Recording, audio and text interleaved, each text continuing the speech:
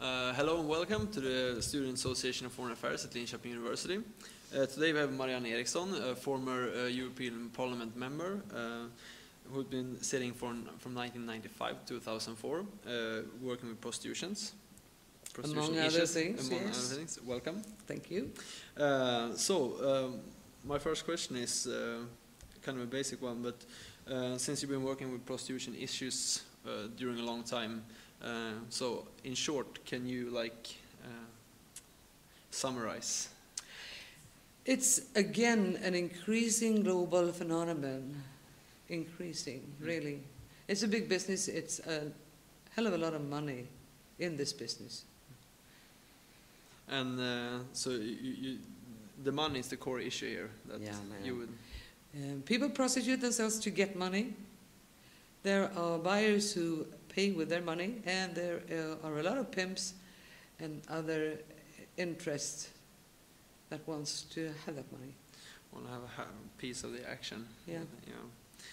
So during the lecture we're talking about voluntarily enforced prostitution, and that even legislators sometimes have a problem with the definition of it. Yeah. So what do you think is the problem mostly with the term of voluntarily prostitution?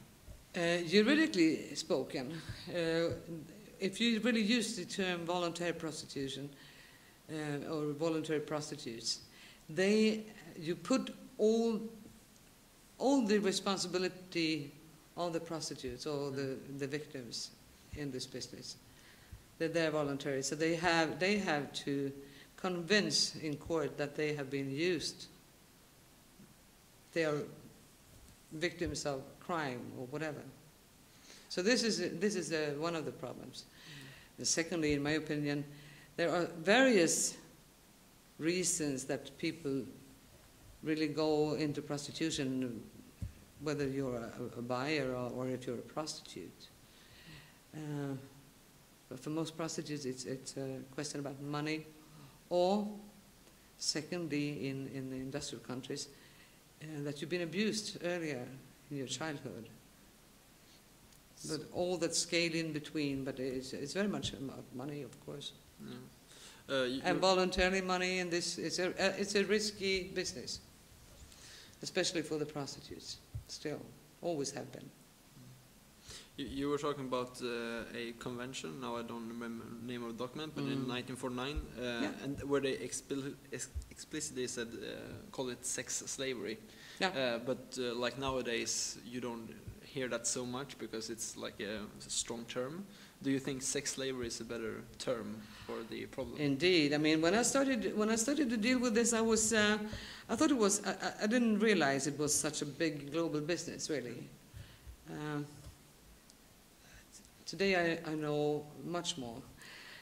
So after some years in these discussions on a national, European, and global level, I really wanted to follow the money. I tried to. I mean, and then I discovered there is a sex industry that works exactly like any other market, one could say, by advertising and putting people in and getting people there to buy, and I mean, and especially in prostitution, you have from the lowest drug addicted streetwalkers to so-called escort service agencies.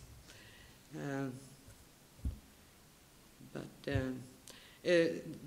I found, but when I really started to follow this money and tried to do another research than just on a moral basis or something else, I found that there was only one person who before me had spoken about the sex industry, and that was a researcher in Rhode Island University. But today, people do talk about the sex industry, and we do talk about a little bit about sex slavery. But we call, when you use the term sex slavery, it's mostly connected to trafficking for sexual exploitation. But if you're not trafficked, I mean, if you haven't crossed border, you're still trafficked.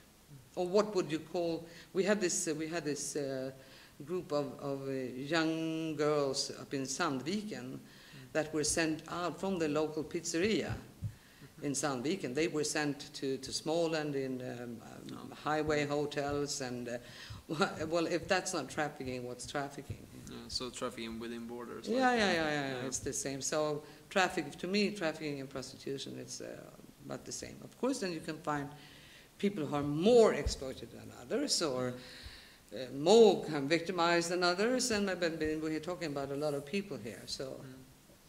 Yeah, because when you talk about like sex slavery and sex industry, so a common argument is that like the market is free, and you also sell your body when you're a carpenter, or like dealing with other heavy things on your body. What would you say about that argument? I don't recall prostitution as a work. I really don't. It's something you do because you need money, sometimes desperately, or sometimes you go in for fun, or well, I don't know.